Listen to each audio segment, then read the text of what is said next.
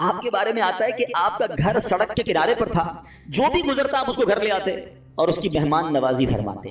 بلکہ مہمان نوازی کی ابتدا جو ہے وہ حضرت ابراہیم علیہ نبینا علیہ الصلوۃ والسلام نے کی ہے. اچھا، پھر اسی طرح آپ کے بہت سارے زندگی میں ایسے واقعات ہوئے کہ جس کے بارے میں انشاءاللہ جب ہم سنیں گے تو ایمان تازہ ہو جائے گا. یاد رہے کہ کعبے کی تعمیر جو ہے وہ بھی حضرت ابراہیم علیہ نبینا علیہ الصلوۃ والسلام نے کی، اور اپنے بیٹے کے ساتھ مل کر کی، حضرت اسماعیل علیہ نبینا علیہ الصلوۃ والسلام کے ساتھ. یہ جو مقام ابراہیم ہے نا، یہ ایک ایسا معجزہ ہے. آپ کو پتہ ہے مقام ابراہیم کو ٹائم کتنا ہو گیا ہے؟ علماء کہتے ہیں اپروکسیمیٹلی 5000 سال سے زیادہ عرصہ ہو چکا ہے.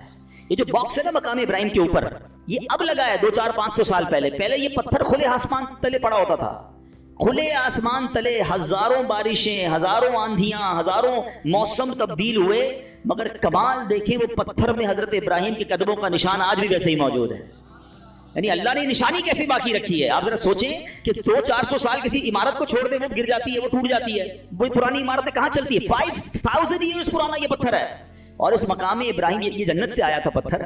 اور اس پتھر کی ایک اور خوبصورت بات، حضرت ابراہیم اس پتھر پہ کھڑے ہوتے تھے تو کعبے کی دیواریں تو بہت اونچی ہیں، تو فرمایا کہ جیسے جیسے کعبے کی دیوار اونچی ہوتی جاتی تھی نا، یہ پتھر بھی اونچا ہوتا جاتا تھا.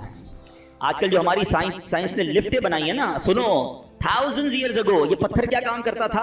جب نیچے پتھر لگانا ہوتا تھا یہ پتھر نیچے آ جاتا تھا، جب اونچا پتھر لگانا پڑتا تھا یہ پتھر اونچا ہو جاتا تھا. تو اللہ کی قدرت کا ایسا نظارہ ہے، اور آج بھی مقام ابراہیم جو ہے سبحان اللہ وہ موجود ہے. ایک عشق والی بات بھی سن جاؤ، ٹھیک ہے؟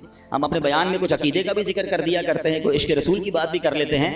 اس مقام پر نماز ادا کرنے کا، اپنی سجدہ گاہ بنانے کا قرآن حکم دیتا ہے، وَاتَّخِذُوا مِن مَّقَامِ إِبْرَاهِيمَ مُصَلًّى، اور ابراہیم کے کھڑے رہنے کی جگہ کو اپنی سجدہ گاہ بناؤ، اپنی مصلی بناؤ، یہاں نماز ادا کرو. اب مجھے بتائیے کہ جہاں حضرت ابراہیم موجود نہیں ہیں، ان کے قدموں کے نشان ہیں، اللہ اس کی عظمت کا ذکر قرآن میں کر رہا ہے.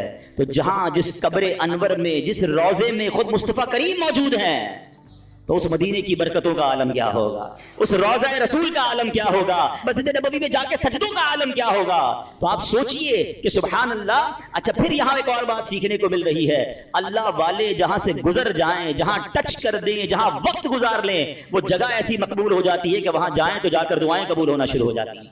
تو اگر آج کوئی مقدس مقام پر کسی اللہ کے ولی کے مزار پر جا کر اللہ سے دعا مانگ رہا ہے تو یہ